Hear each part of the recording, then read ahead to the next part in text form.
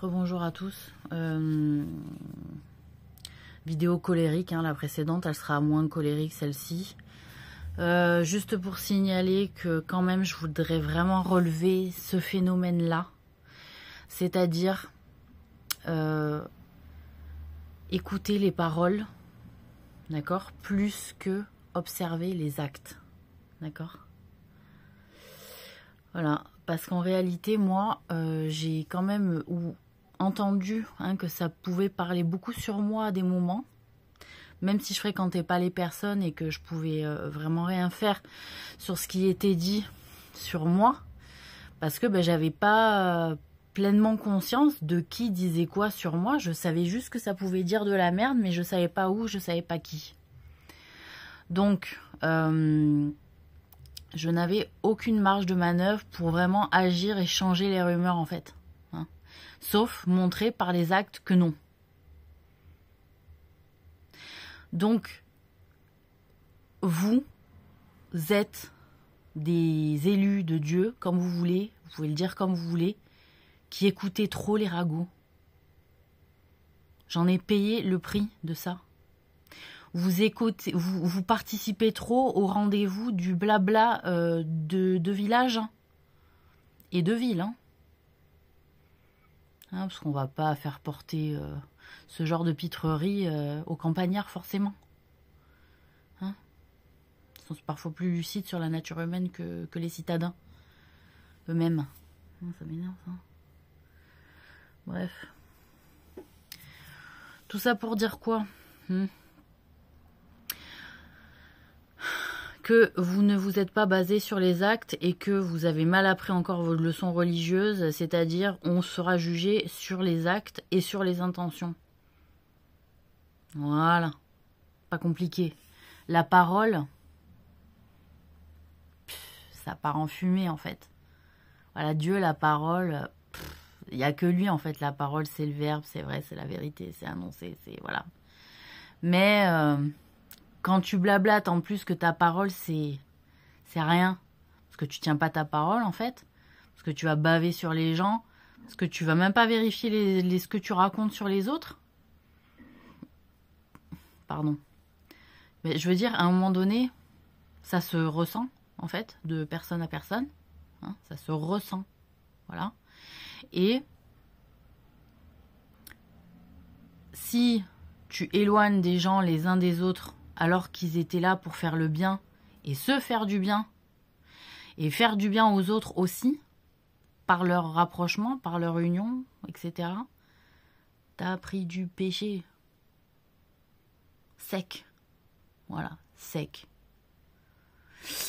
J'aime bien que les gens écoutent beaucoup de rap, mais quand on écoute le rap, normalement, on devient beaucoup plus conscient et beaucoup plus intelligent, en fait.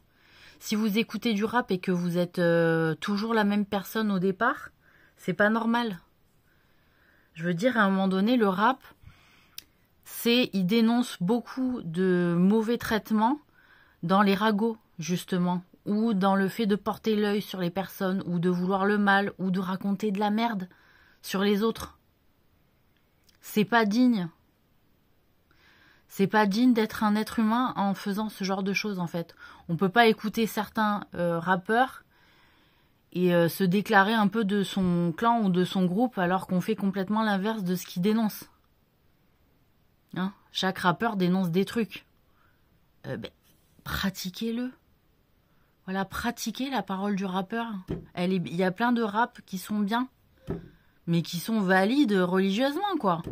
Qui sont valides en termes d'hommes de bien, d'hommes de parole, d'hommes d'honneur, d'hommes de protecteurs pour la communauté. Voilà. Donc, ces choses-là, moi, je les comprends pas. Je comprends pas pourquoi ça se comprend pas de manière un peu innée et naturelle, hein, d'ailleurs.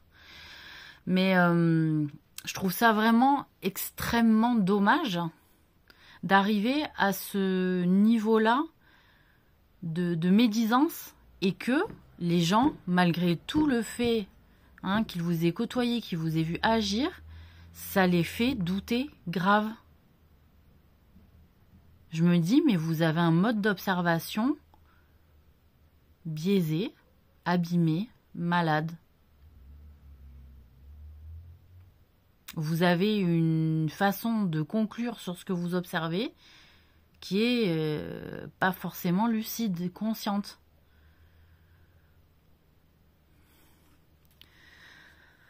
Donc, voilà, c'est... voilà, on sera jugé sur les actes et sur nos intentions. Hein. Donc, si vous avez dit des choses en ayant l'intention de faire du mal, ça paye en péché. Si vous avez eu l'intention de faire le mal et que vous avez agi en conséquence, c'est pris en péché.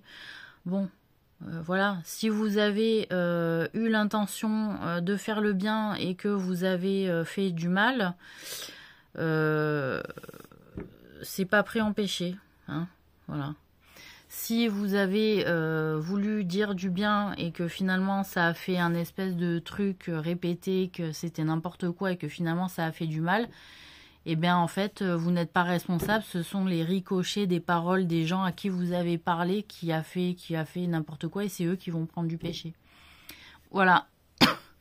Donc l'histoire dans laquelle moi où je me suis retrouvée personnellement, je crois que ça a fait peur à des tas de gens.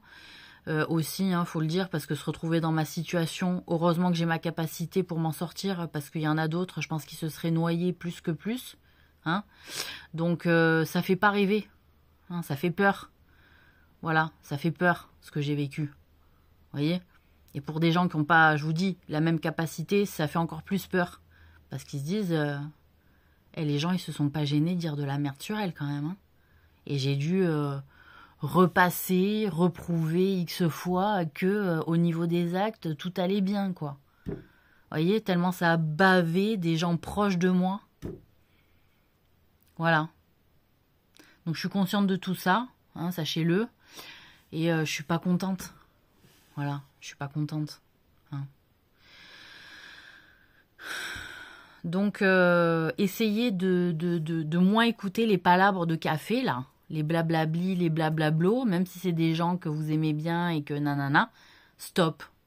Voilà. Restez silencieux, essayez d'écouter sans participer trop à ce genre de conversation parce que voilà, même si ça fait du bien quand on se déverse un peu sur son stress sur les autres en parlant des autres, hein, parce que c'est que ça en fait, on déverse son stress, voilà, c'est pas la peine. Voilà. Donc, observez les actes des gens et moins les blabla de comptoir. Hein, faut le vivre quand même, ça. Voilà. Et surtout, les gens qui ont cru, des personnes qui étaient proches de moi,